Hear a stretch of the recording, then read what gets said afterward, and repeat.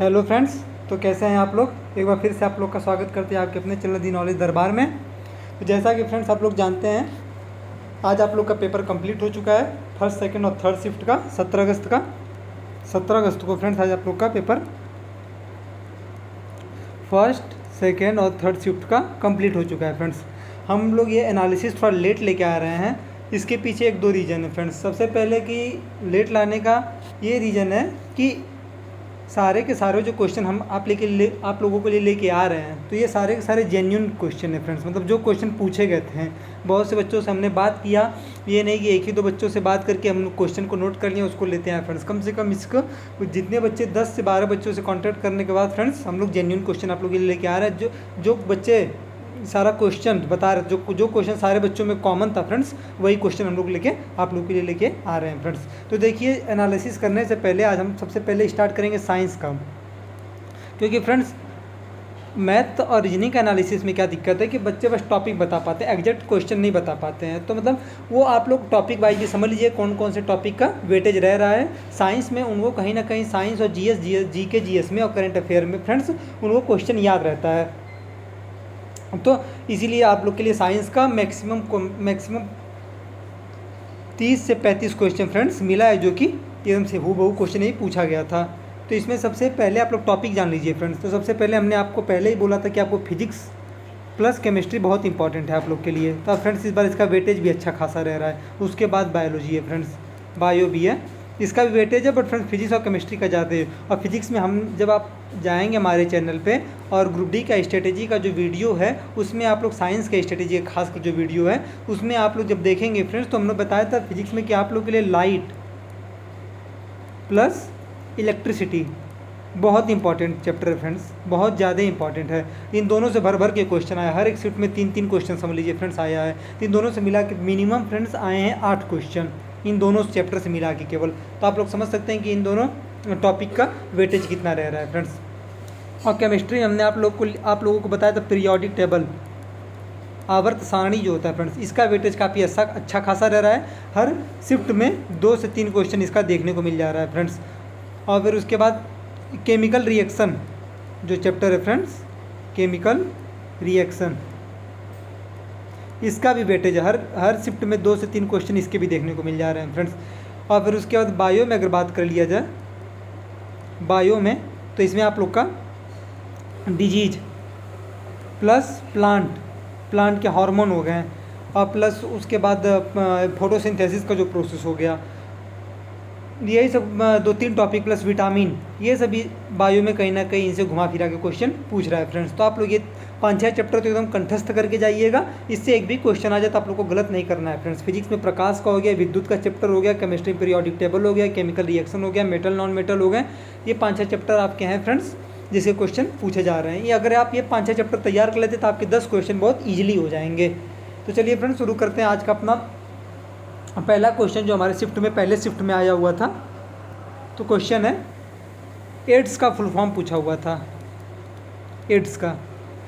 तो ये तो सभी बच्चे कर दिए होंगे क्योंकि इसका ये बहुत ज़्यादा फेमस डिजीज़ है।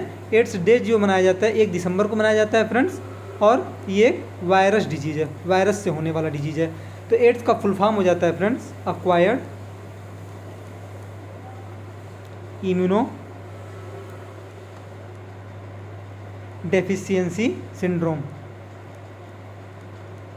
डेफिशिएंसी सिंड्रोम, ये इसका फुल फॉर्म हो जाता है फ्रेंड्स। डायरेक्ट फुल फॉर्म ही पूछा हुआ था तो ये इसका फुल फॉर्म हो जाएगा। एक बात आप लोग याद रख लीजिए, एड्स के लिए जो टेस्ट होता है फ्रेंड्स, उस टेस्ट को हम लोग क्या बोलते हैं, एलिसा टेस्ट बोलते हैं फ्रेंड्स। बस आप लोग इतना याद रख के चलिएगा।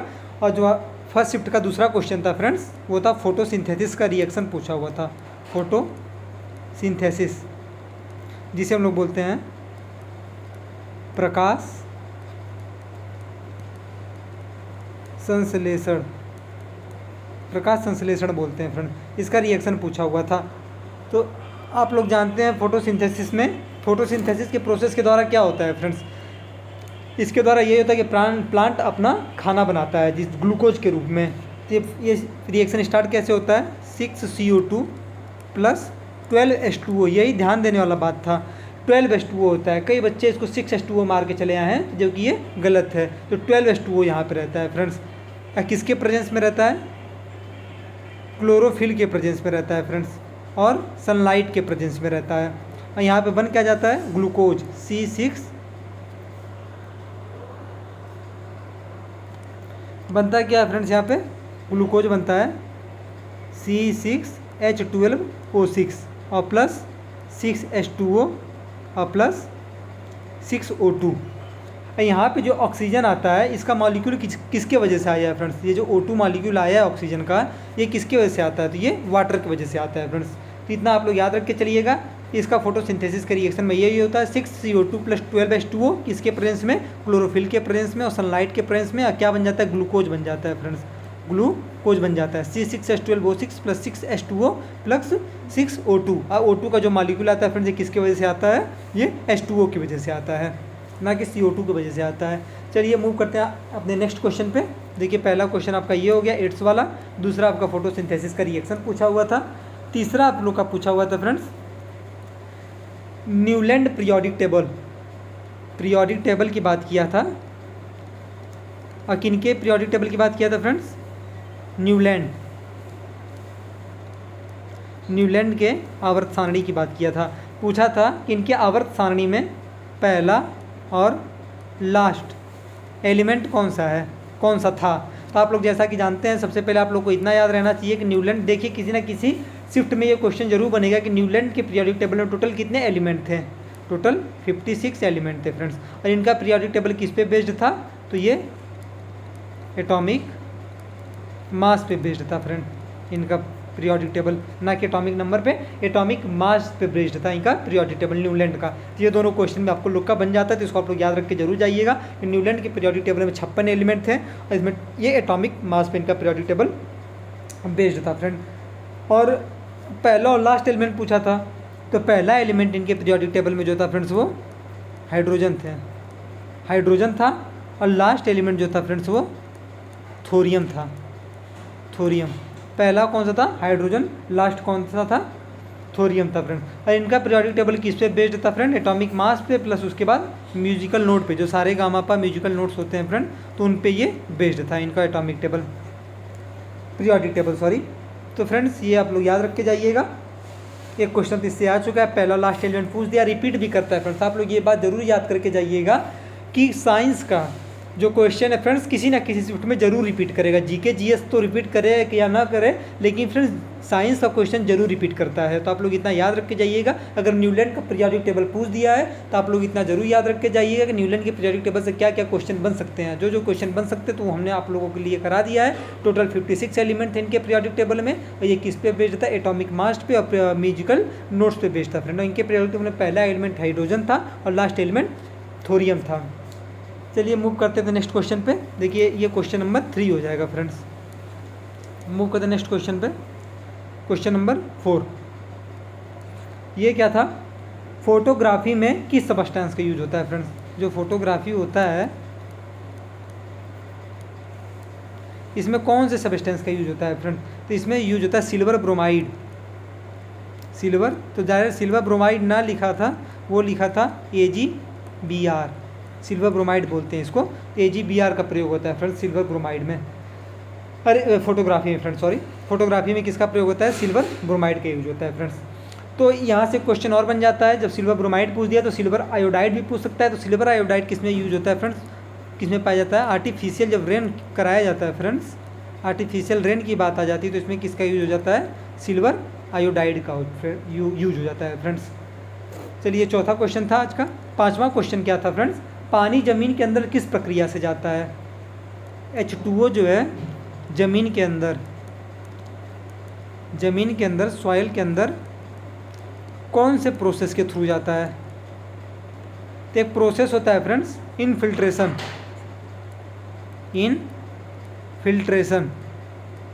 इनफिल्ट्रेशन के प्रोसेस के थ्रू पानी क्या जाता है? ज़मीन के अंदर जाता है। और उस पानी को फिल्ट्रेट करने का काम कौन करता है? उसका जो फिल्ट्रेशन करने का काम कौन करता है? तो वो सॉइल करता है फ्रेंड्स। जो सॉइल वहाँ पे मौजूद रहता है वो उसको फिल्ट्रेट करने का काम करता है फ्रेंड्स। इतना आप लोग याद रख के चलिएगा। चलिए मूव करते हैं नेक्स्ट क्वेश्चन पे। क्वेश्चन नंबर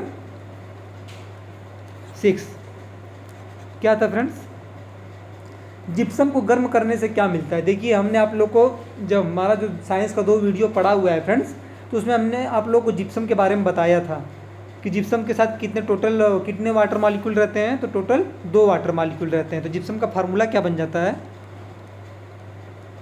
जिप्सम इसका फार्मूला बन जाता है फ्रेंड CaSO4.2H2O, जिप्सम का फार्मूला बन जाता है। तो जब जिप्सम को हीट किया जाएगा तो उससे क्या बनेगा, यही क्वेश्चन पूछा था।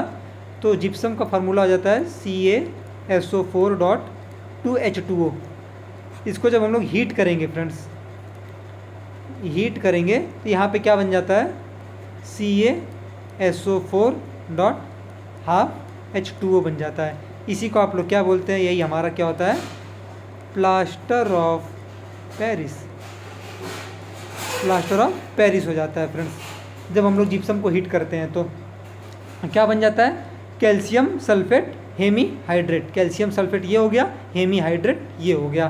तो आप लोग का जब भी आप लोग जिप्सम को हीट करेंगे तो प्लास्टर ऑफ पेरिस बनता है। अब जब जिप्सम की बात कर दिया फ्रेंड्स, तो आप लोग जरूर याद रख के जाइएगा जिप्सम में कितने वाटर मॉलिक्यूल होते हैं टोटल, तो 2 वाटर मॉलिक्यूल होते हैं फ्रेंड्स। जिप्सम का फार्मूला भी आप लोग याद रख लीजिएगा, CaSO4.2H2O, कैल्शियम सल्फेट के साथ कितना वाटर मॉलिक्यूल प्रेजेंट रहता है, तो 2 वाटर मॉलिक्यूल प्रेजेंट रहता है फ्रेंड्स।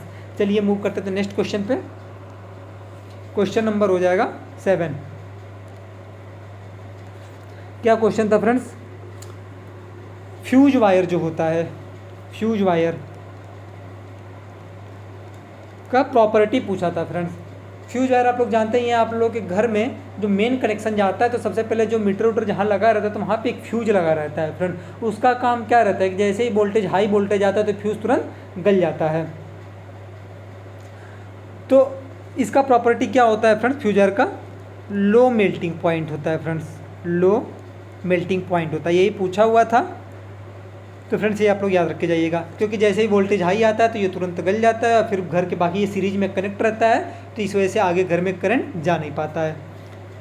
तो उसमें इसका प्रॉपर्टी ये भी दिया हुआ था कि इसका हाई मेल्टिंग पॉइंट होता है, एक लो मेल्टिंग पॉइंट होता है, तो इसका लो मेल्टिंग पॉइंट होता है, तुरंत इसका गलनांक बहुत ही कम होता है फ्रेंड्स। मेल्टिंग पॉइंट को ही बोलते हैं गलनांक, इसका गलनांक बहुत ही कम होता है फ्रेंड्स, लो होता है। चलिए मूव करते हैं नेक्स्ट क्वेश्चन पे, क्वेश्चन नंबर 8। ये क्या था फ्रेंड्स, इलेक्ट्रिक बल्ब का फिलामेंट पतला और लंबा क्यों होता है।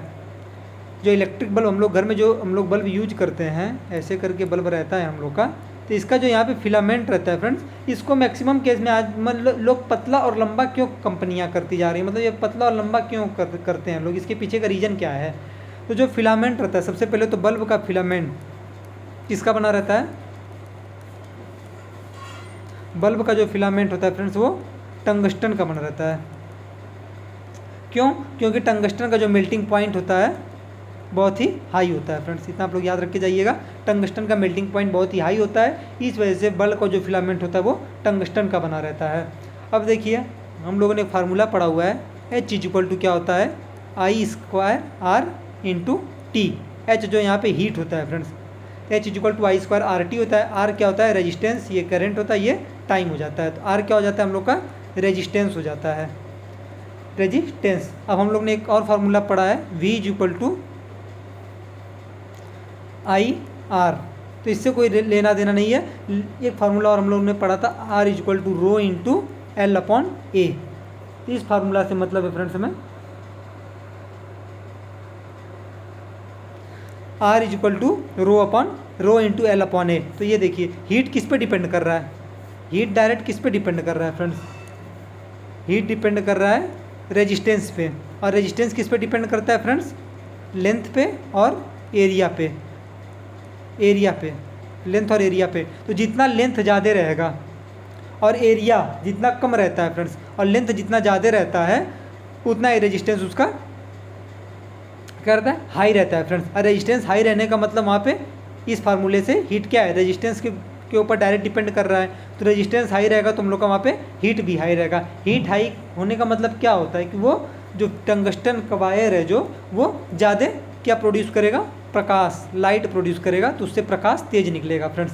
तो इसका मतलब सीधा सा मतलब यही हो जाता है कि जो बल्ब का फिलामेंट पतला और लंबा क्यों होता है, ज़्यादा प्रकाश के उत्सर्जन के लिए लंबा और पतला होता है।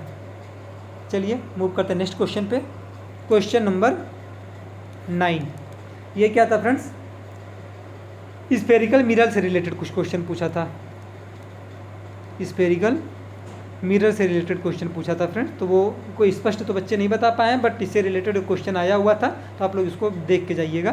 तो स्फेरिकल मिरर कितने टाइप के होते हैं, मिरर एक प्लेन मिरर होता है और एक स्फेरिकल मिरर होता है फ्रेंड। और स्फेरिकल मिरर में 2 मिरर आ जाते हैं, एक कॉनकेव हो जाता है और एक कॉन्वेक्स आ जाता है, उत्तल और एक और कुछ बोलते हैं उसको हिंदी में, देख लीजिएगा। तो कॉनकेव और कॉन्वेक्स मिरर होता है फ्रेंड्स। तो स्फेरिकल मिरर से रिलेटेड क्वेश्चन आया हुआ था, तो आप लोग इसको देख के जाइएगा। मतलब इससे आप लोगों को क्या आइडिया मिलता है कि आप लोग को लाइट चैप्टर बढ़िया से देख के जाना है। अब देखिए एक क्वेश्चन और आया हुआ था, क्वेश्चन नंबर 10। ये क्वेश्चन क्या था, विटामिन डी का रासायनिक नाम पूछा हुआ था। विटामिन डी का रासायनिक नाम, तो इसका रासायनिक नाम क्या होता है, कैल्सीफेरॉल होता है फ्रेंड्स। आप लोग जरूर ध्यान रख के जाइएगा। आपसे जितने भी विटामिन है आप लोग के पास, vitamin K, vitamin C, vitamin E, vitamin B, vitamin A, सबका आप लोग रासायनिक नाम देख के जाइएगा। विटामिन सी का क्या होता है, एस्कॉर्बिक एसिड होता है। इसका विटामिन ई का क्या होता है, टोकोफेरॉल होता है। तो ऐसे ही आप लोग सबका याद करके जाइएगा। तो इससे ये आप लोग को यहाँ से ये क्लू मिल जाता है कि विटामिन और डिजीज चैप्टर जो है वो आप लोग को बहुत अच्छे से देख के जाना है। अब एक क्वेश्चन और आया था, क्वेश्चन नंबर 11 था, जो दूषित जल, पॉल्यूटेड वाटर से कौन सा रोग होता है। तो पॉल्यूटेड वाटर से फ्रेंड्स होता है हैजा, हैजा होता है। हैजा भी होता है, पोलियो भी होता है, बट ऑप्शन में हैजा दिया हुआ था, तो आप लोग इसको सही टिक करिएगा। चलिए मूव करते हैं नेक्स्ट क्वेश्चन पे। क्या क्वेश्चन है, क्वेश्चन नंबर 12 है। तो जैसा कि हमने आपको बताया लाइट चैप्टर आप लोग के लिए बहुत इंपॉर्टेंट है, तो उसी से एक क्वेश्चन और आया हुआ था, फोकल लेंथ।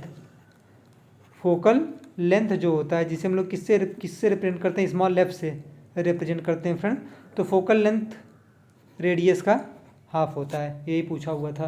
तो फोकल लेंथ रेडियस का हाफ होता है, जिसको आप लोग ध्यान, इस पर एक न्यूमेरिकल भी आया हुआ था, न्यूमेरिकल ही आया था, डायरेक्ट ये फार्मूला भी पूछा हुआ था, दोनों में जो भी आया हुआ था, लेकिन एक क्वेश्चन इस पर बेस्ड था फ्रेंड। तो आप लोग इसको देख के जाइएगा। चलिए मूव करते हैं क्वेश्चन नंबर 13। क्वेश्चन क्या था फ्रेंड्स, एक इलेक्ट्रिक सर्किट बना हुआ था, यहाँ पे रेजिस्टेंस लगा हुआ था, यहाँ पे रेजिस्टेंस लगा हुआ था ऐसे। ये कितना था इसका 4 ओम, इसका 6 ओम। यहाँ पे कितना वोल्टेज का ये बैटरी है, 5 वोल्टेज का है। तो यहाँ से आप लोग को ये पूछा हुआ था कि जो 4 ओम का जो रेजिस्टेंस है, यहाँ का विभवांतर कितना होगा, विभवांतर कितना होगा। तो देखिए फ्रेंड्स, आप लोग जानते हैं जब सीरीज में रेजिस्टेंस कनेक्ट रहता है तो टोटल रेजिस्टेंस कैसे निकल जाएगा। यहाँ से टोटल रेजिस्टेंस की अगर बात किया जाए तो कैसे निकलेगा, जब सीरीज में जब भी कनेक्ट रहता है तो एक resistance R1 is equal to क्या है, 4 ओम है, R2 is equal to 6 ohm है। Total resistance R is equal to R1 plus R2, तो 4 प्लस 6 ओम कितना निकल जाएगा, 10 ओम निकल जाएगा फ्रेंड्स।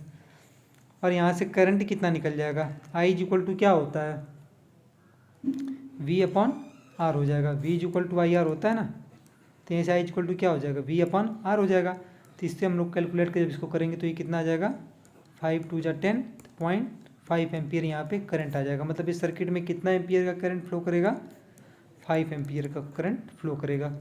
अब देखिए विभवांतर पूछा हुआ था, तो विभवांतर के लिए डायरेक्ट क्या कर देते हैं, 0.5 एम्पियर का जो करंट जा रहा है, तो R1 में विभवांतर पूछा हुआ था, तो इससे क्या कर देंगे, डायरेक्ट इसमें मल्टीप्लाई कर देंगे, तो 5.5 इंटू 4 कर देंगे तो 2 वोल्ट आ जाएगा। अगर इसमें पूछा रहता तो 0.5 इंटू 6 कर देते, ये 3 वोल्ट आ जाता फ्रेंड्स।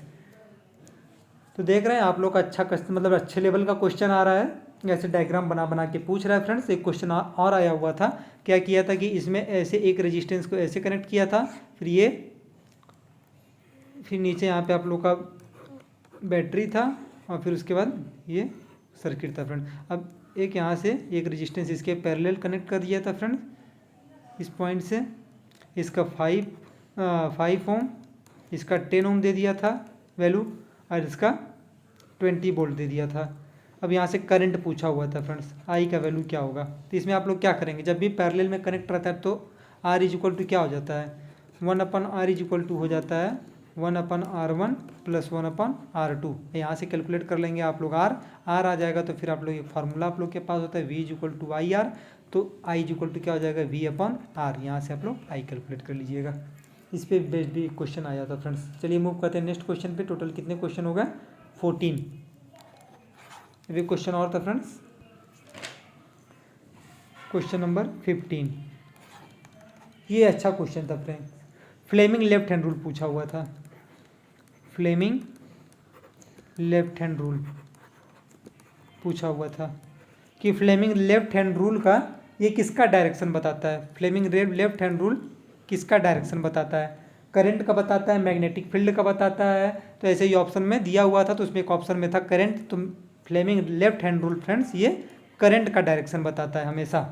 और फ्लेमिंग लेफ्ट हैंड रूल इसमें क्या होता है? थंब रहता है, आप लोग का इंडेक्स फिंगर रहता है, आप लोग का मिडिल फिंगर रहता है। तो जो थंब क्या इसमें रिप्रेजेंट करता है फ्रेंड्स? ये थ्रस्ट या मोशन को रिप्रेजेंट करता है, थ्रस्ट या फोर्स को रिप्रेजेंट करता है फ्रेंड्स। आप लोग का जो इंडेक्स फिंगर हो जाता है, जिसे आप लोग तर्जनी बोलते हैं, वो मैग्नेटिक फील्ड को रिप्रेजेंट करता है फ्रेंड्स।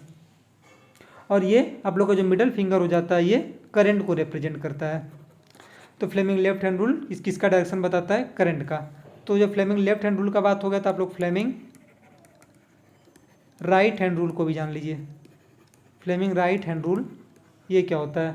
तो फ्लेमिंग राइट हैंड रूल हमेशा मैग्नेटिक फील्ड का डायरेक्शन बताता है। It always tells about the direction of magnetic field. और फ्लेमिंग लेफ्ट हैंड रूल इसका कहाँ पे यूज होता है? जो आप लोग के घरों में जो इलेक्ट्रिक मोटर होते हैं फ्रेंड्स, वहाँ पे फ्लेमिंग लेफ्ट हैंड रूल का यूज होता है इलेक्ट्रिक मोटर के लिए। और इलेक्ट्रिक जनरेटर के लिए फ्रेंड्स किसका यूज होता है? फ्लेमिंग राइट हैंड रूल का यूज होता है इलेक्ट्रिक जनरेटर के लिए। तो यहाँ से 5-6 क्वेश्चन आप लोग को हमने बता दिया। तो इनमें से कुछ ना कोई ना कोई क्वेश्चन फिर से रिपीट करेगा, तो आप लोग इसको ध्यान रख के जाइएगा। फ्लेमिंग लेफ्ट हैंड रूल किसके लिए है फ्रेंड्स? ये हमेशा डायरेक्शन ऑफ करंट बताता है। फ्लेमिंग राइट हैंड रूल क्या बताता है? मैग्नेटिक फील्ड का डायरेक्शन बताता है। और फ्लेमिंग लेफ्ट हैंड रूल में जो थंब होता है वो फोर्स को दिखाता है, इंडेक्स फिंगर जो होता है जिसे हम लोग तर्जनी बोलते हैं वो फील्ड को दिखाता है, और मिडिल फिंगर करंट को दिखाता है। और ये किसमें यूज होता है? इलेक्ट्रिक मोटर में। और फ्लेमिंग राइट हैंड रूल का यूज कहाँ होता है? वो इलेक्ट्रिक जनरेटर में यूज होता है फ्रेंड्स। तो टोटल आप लोग के 15 क्वेश्चन हो गए। चलिए नेक्स्ट क्वेश्चन पे चलते हैं, क्वेश्चन नंबर 16। तो ये क्या था फ्रेंड्स कि स्लैग्ड लाइम की बात किया था। स्लैग्ड लाइम आप लोग जानते ही होंगे, हिंदी मीडियम वालों के लिए बता दूं, स्लैग्ड लाइम को बोलते हैं बुझा हुआ चूना। बुझा हुआ चूना। तो बुझा हुआ चूना का बात किया था कि जब भी इसका Cl2 के साथ इसका रिएक्शन दिया हुआ था फ्रेंड्स, क्लोरीन के साथ, तो क्लोरीन के साथ ये रिएक्ट करके क्या बनाएगा? बुझा हुआ चूना। तो सबसे पहले आप लोग को स्लैग्ड लाइम या बुझा हुआ चूना का फार्मूला जानना पड़ेगा। तो स्लैग्ड लाइम बनता कैसे है? तो जो आप लोग के पास CaO कैल्शियम ऑक्साइड होता है, जब भी आप लोग इसको वाटर में घोलते हैं पानी में, ये क्या बना देता है? यहाँ से CaOH का ट्वाइस बना देता है। इसी को हम लोग क्या बोलते हैं? कैल्शियम हाइड्रोक्साइड को ही हम लोग क्या बोल देते हैं? स्लैग्ड लाइम बोल देते हैं या बुझा हुआ चूना बोल देते हैं। तो अब इसी कैल्शियम हाइड्रोक्साइड का पूछा था, ये जब Cl2 के साथ रिएक्ट करेगा तो क्या बनाएगा? तो जब भी ये Cl2 के साथ रिएक्ट करता है फ्रेंड्स, तो हमेशा क्या होता है? ब्लीचिंग पाउडर बनाता है, ब्लीचिंग पाउडर। तो इसका ब्लीचिंग पाउडर का फार्मूला क्या हो जाएगा? CaOCl2 बनाता है फ्रेंड्स, प्लस H2O। तो CaOCl2 बनाता है। तो ये आप लोग से पूछा हुआ था, जब भी ये Cl2 के साथ क्लोरीन के साथ रिएक्ट करेगा तो क्या बनाएगा? ऑप्शन में दिया हुआ था ब्लीचिंग पाउडर। ब्लीचिंग पाउडर का फार्मूला CaOCl2 हो जाता है। और ब्लीचिंग पाउडर का कहीं ना कहीं आप लोग गूगल करेंगे कभी भी, तो आप वहाँ पे फार्मूला CaOCl2 का ट्वाइस भी हो जाता है और CaOCl2 भी हो जाता है फ्रेंड्स। तो दोनों हो जाता है ब्लीचिंग पाउडर का फार्मूला। तो आप लोग इसको ध्यान में रख के जाइएगा। तो इस यहाँ से देख रहे हैं आप लोग का बहुत इंपॉर्टेंट क्वेश्चन है कि आप यहाँ से आप लोग का ब्लीचिंग पाउडर का फार्मूला भी आगे पूछ सकता है, स्लैग्ड लाइम पूछ सकता है। स्लैग्ड लाइम का रिएक्शन बताइए, स्लैग्ड लाइम बनता कैसे है? तो कैल्शियम हाइड्रोक्साइड जब भी पानी के साथ रिएक्ट करेगा, जिसमें जब भी पानी मिलाया जाएगा तो वहाँ से हम लोग को बुझा हुआ चूना मिलेगा, जिसे हम लोग कैल्शियम हाइड्रोक्साइड बोलते हैं। और कैल्शियम हाइड्रोक्साइड जब Cl2 के साथ रिएक्ट करता है तो हम लोग का ब्लीचिंग पाउडर बनता है फ्रेंड्स। अब एक रिएक्शन आप लोग यहाँ से और याद कर लीजिए। ये जो कैल्शियम हाइड्रोक्साइड होता है फ्रेंड्स, CaOH का ट्वाइस, ये जब भी CO2 के प्रेजेंस में जाता है फ्रेंड्स, तो ये क्या बना देता है? कैल्शियम कार्बोनेट बना देता है फ्रेंड्स, CaCO3। तो देख रहे स्लैग्ड लाइम बुझा हुआ चूना कितना इंपॉर्टेंट है, कई रिएक्शन ये देता है। तो जब ये CaOH का ट्वाइस जब CO2 के साथ जाएगा फ्रेंड्स, तो ये कैल्शियम कार्बोनेट देगा। और जब ये Cl2 के साथ जाएगा तो ये ब्लीचिंग पाउडर दे देगा फ्रेंड्स। चलिए मूव करते हैं नेक्स्ट क्वेश्चन पे। नेक्स्ट क्वेश्चन आ जाता है question number 17। Question number 17। Question number 17 क्या था friends, force is equal to क्या होता है, मास इंटू एसिलरेशन होता है। एसिलरेशन को हम लोग हिंदी में क्या बोल देते हैं, त्वरण बोल देते हैं। अब मास को द्रव्यमान बोलते हैं, आप लोग जानते ही हैं। फोर्स को जानते हैं, बल बोलते हैं। तो इस पर बेस्ड एक न्यूमेरिकल आया हुआ था, force is equal to mass into acceleration पे एक न्यूमेरिकल आया हुआ था। तो ये आप लोग देख के जाइएगा, बच्चों का एग्जैक्ट क्वेश्चन नहीं आता, बट इस पर एक न्यूमेरिकल आया हुआ था। चलिए मूव करते हैं नेक्स्ट क्वेश्चन पे, क्वेश्चन नंबर 18। तो ये क्वेश्चन क्या था फ्रेंड्स, ऑयल ऑफ विट्रॉल का फार्मूला पूछा हुआ था, ऑयल ऑफ विट्रॉल का। तो ये आप लोग को याद होगा, भली बात ही याद होगा। इसका फार्मूला H2SO4 को ये ऑयल ऑफ विट्रॉल बोल देते हैं। और वाइट विट्रॉल किसे बोलते हैं friends, white vitriol, sorry friends, oil of vitriol H2SO4 sulphuric acid को बोल देते हैं। वाइट विट्रॉल किसको बोलते हैं, ZnSO4 को बोल देते हैं। और यहीं पे आ जाता है green vitriol, green vitriol, green vitriol किसको बोल देते हैं फ्रेंड्स, तो FeSO4 को बोल देते हैं। फेरस सल्फेट को, जिंक सल्फेट को वाइट विट्रॉल बोल देते हैं और ग्रीन विट्रॉल को फेरस सल्फेट बोल देते हैं। तो वाइट विट्रॉल याद रखने का एक ट्रिक जान लीजिए, वजन आप लोग याद कर लीजिए, व से आप लोग का वाइट हो जाएगा। जन जिसे हम लोग बोलते हैं, ZN को जन तो बोल सकते हैं ना, तो ZnSO4 आप लोग का फार्मूला हो जाएगा, व से वाइट विट्रॉल हो जाएगा। तो आप लोग इससे याद रख के चलिएगा फ्रेंड्स। और ग्रीन विट्रॉल के लिए भी ट्रिक आप लोग जान लीजिए, क्या हो जाएगा, फिगर आप लोग याद रख लीजिए,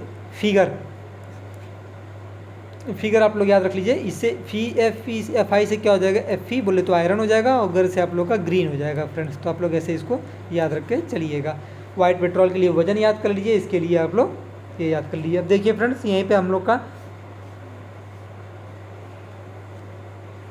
रेड विट्रॉल भी आ जाता है, रेड विट्रॉल, वाइट विट्रॉल हो गया, ग्रीन विट्रॉल हो गया, अब हम लोग का रेड विट्रॉल भी आ जाता है फ्रेंड्स। तो रेड विट्रॉल का फार्मूला क्या हो जाएगा, CO कोबाल्ट सल्फेट को रेड विट्रॉल बोलते हैं। इसको आप लोग याद कर लीजिएगा, रोको से, रोको भैया रोको, किनको रोको, रेड विट्रॉल को रोको। तो र से रेड हो जाएगा, क से COSO4 हो जाएगा। तो इतना आप लोग याद रख के चलिएगा। आज ऑयल ऑफ विट्रॉल का पूछ दिया है, तो कल के डेट में या कभी भी आप लोग का वाइट विट्रॉल पूछ सकता है, फिर ग्रीन विट्रॉल भी पूछ सकता है, रेड विट्रॉल भी पूछ सकता है फ्रेंड। अभी हाल ही का CGL का पेपर TCS नहीं कराया था, उसमें ग्रीन विट्रॉल का फार्मूला पूछा हुआ था फ्रेंड्स। तो चलिए मूव करते हैं नेक्स्ट क्वेश्चन, क्वेश्चन नंबर 19। ये क्या था फ्रेंड्स, एंगल ऑफ इंसिडेंस और एंगल ऑफ रिफ्लेक्शन पूछा था। एंगल ऑफ इंसिडेंस और एंगल ऑफ रिफ्लेक्शन के बीच में रिलेशन पूछा हुआ था फ्रेंड। तो ये दोनों हमेशा क्या होते हैं, इक्वल होते हैं फ्रेंड्स, आप लोग याद रख के जाइएगा। इस पर मतलब इनके बीच में रिलेशन पूछा होता है, इनके बीच में रिलेशन यही होता है कि दोनों इक्वल होते हैं। चलिए मूव करते हैं नेक्स्ट क्वेश्चन पे, क्वेश्चन नंबर 20। क्वेश्चन क्या था फ्रेंड्स, पर्दे पर कैसा प्रतिबिंब बनता है। जो सिनेमा हॉल का जो पर्दा होता है, तो उस पर कैसा जो इमेज बनता है, वो कैसा इमेज बनता है, पर्दे पर इमेज जिसे हम लोग प्रतिबिंब बोलते हैं, तो कैसा प्रतिबिंब बनता है फ्रेंड्स, तो वो बनता है रियल एंड इन्वर्टेड बनता है फ्रेंड्स, रियल और इन्वर्टेड बनता है, जिसे हम लोग वास्तविक और उल्टा बोलते हैं। वास्तविक प्लस उल्टा इमेज बनता है फ्रेंड्स, कहाँ पे, पर्दे पे। जो आप लोग का सिनेमा हॉल का जो पर्दा होता है, जिस पे आप लोग मूवी देखते हैं, वो उस पर कैसा प्रतिबिंब बनता है, तो वो रियल और इन्वर्टेड रहता है। चलिए मूव करते हैं next question, question number 21।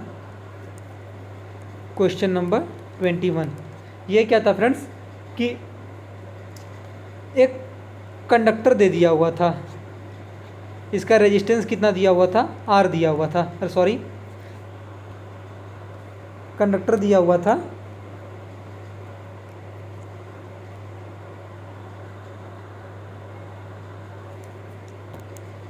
Question number 21 है फ्रेंड्स। एक कंडक्टर दिया हुआ था या तार, आप लोग उस वायर भी दिया हुआ था, तो ये वायर का आप लोग का रेजिस्टेंस R दे दिया हुआ था, इसका रेजिस्टेंस R दे दिया था। फिर बोला था कि जो वायर है इसका लेंथ क्या है, L है वायर का। तो अगर इसको दो भागों में बांट दिया जाता है, इक्वल पार्ट में इसको डिवाइड कर दिया जाता है, तो हर पार्ट का रेजिस्टेंस पे क्या इफेक्ट पड़ेगा। तो वायर था आप लोग का, तो इसको जब दो टुकड़ों में बांट दिया जाएगा, इसका लेंथ क्या था, L था, तो जब इसको इक्वल पार्ट में डिवाइड कर दिया जाएगा, तो इसका लेंथ क्या हो जाएगा, L/2 हो जाएगा। दोनों का लेंथ L/2 जब इसका रेजिस्टेंस कितना हो गया, पहले R था, तो अब रेजिस्टेंस इसका कितना हो जाएगा, रेजिस्टेंस का फॉर्मूला क्या होता है, R is equal to rho into L upon A. तो जब इसका लेंथ आप लोग देख रहे हैं आधा कर दिया गया है, L जो है पहले L इसका पूरा लेंथ क्या था, L था, ना इस पे डिपेंड कर रहा है ना इस पे डिपेंड कर रहा है, डायरेक्ट L पे यहाँ पे डिपेंड कर रहा है। तो जब L था इसका लेंथ तो यहाँ पर रेजिस्टेंस L रहेगा, लेकिन जब L को आधा कर दिया गया L अपॉन 2 कर दिया गया, जिसे आप लोग क्या लिख सकते हैं 1 अपॉन 2 इंटू L। तो रेजिस्टेंस देख रहे हैं यहाँ पे क्या हो जाएगा फ्रेंड्स आप लोग का 1 अपॉन 2 हाफ हो जाएगा फ्रेंड्स। तो ये क्वेश्चन में पूछा हुआ था कि उसके रेजिस्टेंस पे क्या फ़र्क पड़ेगा जब उसको इक्वल पार्ट में डिवाइड कर दिया जाएगा, तो उसके रेजिस्टेंस पे यही फ़र्क पड़ेगा कि वो रेजिस्टेंस उसका हाफ हो जाएगा। चलिए मूव करते हैं नेक्स्ट क्वेश्चन पे, क्वेश्चन नंबर 22। क्वेश्चन नंबर 22 था ये था फ्रेंड्स, रिडॉक्स रिएक्शन किस पे डिपेंड करता है। रिडॉक्स रिएक्शन जो होता है फ्रेंड्स ये किस पे डिपेंड करता है। तो जानते हैं रिडॉक्स रिएक्शन आपका ऑक्सीडेशन प्लस रिडक्शन दोनों पे डिपेंड करता है फ्रेंड्स, रिडॉक्स रिएक्शन आपका, इतना याद रख के जाइएगा आप लोग। अब चलिए मूव करते हैं नेक्स्ट क्वेश्चन, क्वेश्चन नंबर 23 क्या था, ये बायोलॉजी से क्वेश्चन था कि जो प्लांट में जो गैसेस का जो एक्सचेंज होता है, आदान प्रदान, जो प्लांट में पौधों में जो गैस होते हैं उनका एक्सचेंज किसके थ्रू होता है फ्रेंड्स, तो वो होता है स्टोमेटा के थ्रू। स्टोमेटा, उनके पत्तियों पे स्टोमेटा पाया जाता है, उसी के थ्रू क्या होता है जिसे हम रंध्र बोलते हैं, रंध्र। तो उसके थ्रू क्या होता है, स्टोमेटा के थ्रू इसमें क्या होता है गैस का एक्सचेंज होता है फ्रेंड्स। हम नेक्स्ट क्वेश्चन मूव करते हैं, क्वेश्चन नंबर 24। तो ये क्या था फ्रेंड्स, क्वेश्चन नंबर 24 की जो रेजिस्टिविटी होता है, रेजिस्टेंस की बात नहीं कर रहा है, रेजिस्टिविटी की बात कर रहा है फ्रेंड्स। रेजिस्टेंस किस पे डिपेंड करता है, रेजिस्टेंस लेंथ पे डिपेंड करता है, एरिया पे डिपेंड करता है, मटेरियल पे डिपेंड करता है। और रेजिस्टिविटी किस पे डिपेंड करता है फ्रेंड्स, रेजिस्टिविटी केवल दो चीज़ों पे डिपेंड करता है, पहला टेम्परेचर पे डिपेंड करता है फ्रेंड्स, दूसरा मटेरियल पे डिपेंड करता है कि वायर किस मटेरियल का है, जो कंडक्टर है किस मटेरियल का है, कॉपर है, सिल्वर है, गोल्ड है, किस मटेरियल का है। और ये क्या और किस पे डिपेंड करता है, तो टेम्परेचर पे। तो टेम्परेचर ऑप्शन में दिया हुआ था, तो आप लोग का करेक्ट ऑप्शन क्या हो जाएगा वहाँ पे, टेम्परेचर हो जाएगा फ्रेंड्स। चलिए मूव करते हैं नेक्स्ट क्वेश्चन पे, क्वेश्चन नंबर 25। तो क्वेश्चन नंबर 25 था फ्रेंड्स कि सी, जिसे हम लोग समुद्र बोलते हैं, उसका जो पानी होता है वो ब्लू क्यों दिखाई देता है, समुद्र का पानी ब्लू क्यों दिखाई देता है। तो उसके पीछे हमने आप लोग को पहले भी अपने साइंस के प्रैक्टिस सेट में करा चुका है। समुद्र का पानी ब्लू दिखाई देना प्लस आकाश का सफ़ेद दिखाई देना प्लस सूर्योदय सूर्यास्त के समय सूर्य का लाल दिखाई देना, उसके बाद आकाश का नीला दिखाई देना, ऐसा क्यों होता है फ्रेंड्स। ये केवल इसके पीछे केवल एक ही रीज़न होता है, जिसे हम लोग क्या बोलते हैं, scattering of light. Scattering of light, प्रकाश के प्रकीर्णन के कारण, प्रकाश के प्रकीर्णन के कारण ऐसा होता है फ्रेंड्स। आज समुद्र का पूछ लिया था ब्लू होना, तो कल के डेट में या फिर आगे चल के आप लोग का आकाश का नीला रंग क्यों होता है, और फिर बादल का वाइट रंग क्यों होता है, प्लस सूर्योदय सूर्यास्त वाला मैटर, ये सब चीज़ें आप लोग से पूछ सकते हैं। तो इन सब के पीछे केवल एक ही रीजन होता है फ्रेंड, जिसे हम लोग क्या बोलते हैं, स्कैटरिंग ऑफ लाइट बोलते हैं फ्रेंड्स। इतना आप लोग ध्यान में रख के चलिएगा। चलिए नेक्स्ट क्वेश्चन हम लोग का आ जाता है, क्वेश्चन नंबर 26। तो ये पूछा हुआ था फ्रेंड्स, तो ये क्वेश्चन था, जैसे देखिए आज आप लोग का सुबह से लेके शाम तक तीनों शिफ्ट में केमिकल रिएक्शन को बैलेंसिंग के लिए आ रहा था कि इसको बैलेंस करके दिखाइए, उसका कौन सा ऑप्शन सही है। तो ऐसे ये क्वेश्चन और पूछ दिया था सेकंड शिफ्ट में कि जो बैलेंसिंग ऑफ केमिकल इक्वेशन है, रासायनिक समीकरण का जो संतुलन है वो किस पे बेस्ड रहता है। बैलेंसिंग ऑफ केमिकल इक्वेशन ये किस पे बेस्ड रहता है फ्रेंड्स। तो बैलेंसिंग ऑफ केमिकल इक्वेशन या रासायनिक समीकरण का जो संतुलन रहता है वो किसी एक ही चीज़ पे बेस्ड रहता है, द्रव्यमान संरक्षण का जो नियम होता है, कंजर्वेशन, लॉ ऑफ कंजर्वेशन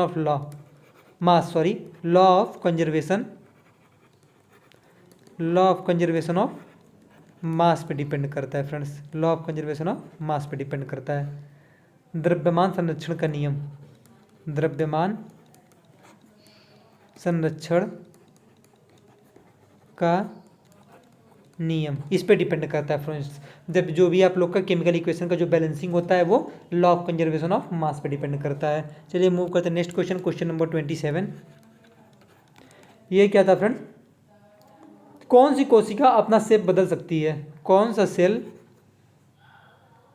अपना शेप बदल सकता है। ऑप्शन दिया था WBC, RBC, फिर प्लेटलेट्स, फिर ऐसे ही करके एक ऑप्शन और दिया था। तो इसका सही ऑप्शन हो जाएगा WBC।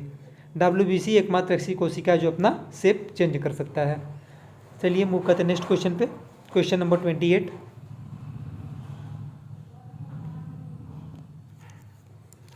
क्वेश्चन नंबर 28 ये क्या था फ्रेंड्स? क्वेश्चन नंबर 28 था कि आप लोग को जो मेटल रिएक्टिविटी सीरीज आप लोग ने पढ़ाई होगा, तो उसमें पूछा था पोटेशियम दे दिया था, सोडियम दे दिया था, Na, पोटेशियम को के बोलते हैं। रुकिए वापस से आप लोग को नोट कर देते हैं। क्वेश्चन नंबर 28 आप लोग को पोटेशियम दे दिया था, सोडियम दे दिया था, कैल्शियम दे दिया था और गोल्ड दे दिया था। तो पूछा था कि मतलब इनमें सबसे ज़्यादा रिएक्टिव कौन सा है। तो जैसा कि फ्रेंड्स आप लोग जानते हैं कि आप लोग का जो रिएक्टिविटी सीरीज कैसे होता है, वो होता है potassium, sodium, barium, calcium, magnesium, aluminium, zinc, iron, निकल, टीन जिसे हम लोग Pb बोलते हैं, उसके बाद हाइड्रोजन आ जाता है। तो सबसे ज़्यादा रिएक्टिव पोटेशियम, उसके बाद सोडियम, उसके बाद बेरियम, कैल्शियम, फिर मैग्नीशियम, फिर अल्मुनियम, फिर जिंक, फिर फेरस जिसे आयरन भी बोलते हैं, फिर निकल, फिर उसके बाद लीड। ये सब किससे ज़्यादा रिएक्टिव होते हैं? हाइड्रोजन से ज़्यादा ये सब रिएक्टिव होते हैं। उसके बाद फिर हाइड्रोजन के नीचे क्या क्या आ जाता है? तो कॉपर, मरकरी, सिल्वर, गोल्ड और प्लेटिनम, ये सब क्या होते हैं? हाइड्रोजन से लेस रिएक्टिव होते हैं। और ये क्या होते हैं इधर के? ये हाइड्रोजन से ज़्यादा रिएक्टिव होते हैं फ्रेंड्स। तो यही आप लोग रिएक्टिविटी सीरीज ज़रूर याद करके जाइएगा, क्योंकि इससे एक नया क्वेश्चन आप लोग का बनना ही बनना है फ्रेंड्स। तो कैसे स्टार्ट होता है? Potassium, sodium, barium, calcium, magnesium, aluminium, zinc, iron, निकल और लीड। उसके बाद हाइड्रोजन आ जाता है। हाइड्रोजन के नीचे फिर क्या आ जाएगा? कॉपर, मरकरी, सिल्वर, गोल्ड और platinum. Copper, mercury, silver, gold, platinum. Copper, mercury, silver, gold, platinum. आप लोग ऐसे याद करके जाइएगा। तो ये सब क्या होता है? हाइड्रोजन से लेस रिएक्टिव होते हैं और ये हाइड्रोजन से ज़्यादा रिएक्टिव होते हैं फ्रेंड्स। हाइड्रोजन से ये ज़्यादा रिएक्टिव होते हैं। इतना आप लोग ध्यान में रख के जाइएगा। चलिए मूव करते हैं नेक्स्ट क्वेश्चन, क्वेश्चन नंबर 29। तो क्वेश्चन नंबर 29 था फ्रेंड्स कि जो मैग्नेटिक फील्ड लाइन का कैरेक्टरिस्टिक पूछा था फ्रेंड्स। मैग्नेटिक फील्ड लाइन जो होती हैं, चुंबकीय क्षेत्र लाइन जो होती हैं फ्रेंड्स, उनका प्रॉपर्टी पूछा था फ्रेंड्स। तो आप लोग जानते ही हैं मैग्नेट होता है इधर नॉर्थ पोल, इधर साउथ पोल। देखिए मैग्नेटिक फील्ड लाइन हमेशा किधर से किधर जाती है फ्रेंड्स? उनका डायरेक्शन क्या होता है? नॉर्थ पोल से साउथ पोल जाती है फ्रेंड्स। उनका डायरेक्शन यही होता है ना मैग्नेटिक फील्ड लाइन का। और मैग्नेट के अंदर किधर से जाती हैं? तो वो साउथ पोल से नॉर्थ पोल की तरफ जाती हैं फ्रेंड्स, ऐसे जाती हैं। तो ये पूरा ऐसे एक लूप बना देती हैं। तो मैग्नेट के अंदर कैसे आती हैं? मैग्नेट के अंदर कैसे जाती हैं फ्रेंड्स? तो वो साउथ टू नॉर्थ जाती हैं। मैग्नेट के बाहर ये इनसाइड हो गया, और इसके अगर बाहर की बात करें तो वो क्या हो जाएगा फ्रेंड्स? नॉर्थ टू साउथ हो जाएगा। और तो यही दिया हुआ था कि ये जो लाइन होती है नॉर्थ से साउथ पोल तक जाती है बाहर में, और अंदर में साउथ से नॉर्थ पोल तक जाती है, सही था। और दूसरा ऑप्शन आप लोग का दिया था कि ये क्लोज लूप का फॉर्मेशन करती हैं। तो हाँ करती हैं। देखिए यहाँ से निकलते हुए आ रहा है, ऐसे ऐसे जा रहा है, फिर आप लोग का यहीं पे आके समाप्त हो जा रहा है। ये क्लोज लूप का भी फॉर्मेशन करती हैं। और फिर ये दिया हुआ था कि जो मैग्नेटिक फील्ड लाइन होती है फ्रेंड्स, एक दूसरे को क्या करती हैं? प्रतिच्छेदित करती हैं, मतलब एक दूसरे को क्रॉस करती हैं, एक दूसरे को कट करती हैं। तो ये कभी नहीं कट करती हैं फ्रेंड्स, ये हमेशा ऐसे ऐसे ऐसे चली जाती हैं, ऐसे ऐसे चली जाती हैं फ्रेंड्स। ये कभी भी एक दूसरे को कट नहीं करती हैं फ्रेंड्स। ये नहीं कि ये इसको कट करेगा, ये इसको कट करेगा। ये एक ऑप्शन में दिया होता तो आप लोग का यही ऑप्शन इनकरेक्ट हो जाएगा फ्रेंड्स। चलिए मूव करते हैं नेक्स्ट क्वेश्चन, क्वेश्चन नंबर 30। तो क्वेश्चन नंबर 30 क्या था फ्रेंड? क्वेश्चन नंबर 30 था इलेक्ट्रिसिटी। ये हूबहू क्वेश्चन हमने आप अपने प्रैक्टिस सेट में कराया है फ्रेंड्स। इलेक्ट्रिसिटी का कॉमर्शियल यूनिट पूछा था। तो आप लोग प्रैक्टिस सेट 2 ही कराए फ्रेंड, लेकिन उसको आप लोग जरूर देख के जाइएगा। तो इलेक्ट्रिसिटी का कॉमर्शियल यूनिट क्या हो जाता है फ्रेंड्स? कॉमर्शियल यूनिट का मतलब आप लोग समझ रहे हैं, जो कि इंडस्ट्रियल एरिया में यूज होता है। तो इसका सॉरी फ्रेंड्स, यहाँ पे इलेक्ट्रिसिटी नहीं था, ये क्या था? एनर्जी था फ्रेंड्स। एनर्जी का जो कॉमर्शियल यूनिट हो जाता है वो क्या हो जाता है? किलोवाट आवर हो जाता है। ऐसे एनर्जी का SI यूनिट क्या हो जाता है फ्रेंड्स, वो जूल हो जाता है। तो आप लोग इतना याद रख के जाइएगा। तो टोटल 30 क्वेश्चन हमने आप लोगों को करा दिया फ्रेंड्स, इतना ही क्वेश्चन हम लोग को मिल पाया है। आगे आप लोग का भी पेपर रहेगा तो फ्रेंड्स अपना क्वेश्चन हमें ज़रूर मैसेज कर दीजिएगा। 7607053802 यही हम लोग का व्हाट्सअप नंबर है, इससे आप लोग जरूर मैसेज कर दीजिएगा फ्रेंड्स। तो चलिए मिलते हैं आप लोग से नेक्स्ट वीडियो में, नेक्स्ट एनालिसिस के साथ। 18 अगस्त को जो पेपर होगा उसके एनालिसिस के साथ, आप लोग का साइंस के प्रैक्टिस सेट के साथ और उसके एनालिसिस के साथ मिलेंगे फ्रेंड्स। तो थैंक यू फ्रेंड्स, सपोर्ट करते रहिए हम लोग को, हमारे वीडियो को। Thank you. हमारे वीडियो को लाइक करिए, चैनल को शेयर और सब्सक्राइब करिए फ्रेंड्स। धन्यवाद फ्रेंड्स।